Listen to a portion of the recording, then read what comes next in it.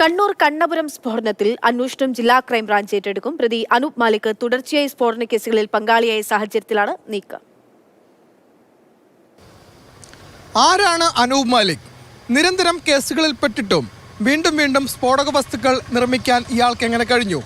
ഇക്കാര്യങ്ങളാണ് police അന്വേഷിക്കുന്നത്. കഴിഞ്ഞ ദിവസമാണ് കാഞ്ഞങ്ങാട് വെച്ച് പ്രതിയെ പിടികൂടിയത്. ഇന്ന് പുലർച്ചയോടുകൂടി തന്നെ അറസ്റ്റ് രേഖപ്പെടുത്തുകയും ചെയ്തു. സ്ഫോടനം നടക്കുന്ന സമയം വീട്ടിലുണ്ടായിരുന്ന ഒരാൾ കൊല്ലപ്പെട്ടിരുന്നു. ഇത് പ്രതി അനൂപ് മാലിക്കിന്റെ ബന്ധുവാണ്. ഇയാൾ വീട്ടിൽ കിടന്നുറങ്ങുന്ന സമയത്താണ് സ്ഫോടനം സംഭവിച്ചത്. അങ്ങനെയെങ്കിൽ കിടന്നുറങ്ങുന്ന സമയം എങ്ങനെ സ്ഫോടനം ഉണ്ടായി എന്നത് സംബന്ധിച്ചും പോലീസ് വിശദമായ അന്വേഷണം നടത്തുന്നുണ്ട്. ഈ പശ്ചാത്തലത്തിലാണ് അന്വേഷണം ജില്ലാ ക്രൈംബ്രാഞ്ചിന് കൈമാറിയിട്ടുള്ളത്. സ്ഫോടനം നടന്ന കീഴറയിലെ വീട്ടിലെത്തിച്ചായിരിക്കും തെളിവെടുപ്പ് നടത്തുക. ഈ സ്ഫോടക വസ്തുക്കൾ മറ്റാർക്കെങ്കിലും വിൽക്കാനായി ഉദ്ദേശിച്ചിരുന്നോ തുടങ്ങിയ കാര്യങ്ങളും പോലീസ് അന്വേഷിക്കുന്നുണ്ട്. അക്കാര്യത്തിലും വിശദമായ അന്വേഷണം വേണം എന്നതാണ് ഇപ്പോൾ പോലീസ് അറിയിക്കുന്നത്. നേരത്തെ 7 കേസുകളിൽ പ്രതിയായിരുന്ന വ്യക്തി കൂടിയായതിനാൽ ആ പശ്ചാത്തലവും പോലീസ് പരിശോധിക്കുന്നുണ്ട്. രാഷ്ട്രീയ ആരോപണങ്ങൾക്കപ്പുറം യഥാർത്ഥ കാരണം എന്താണെന്ന് കണ്ടെത്താൻ ശ്രമിക്കുകയാണ് നിലവിൽ പോലീസ്.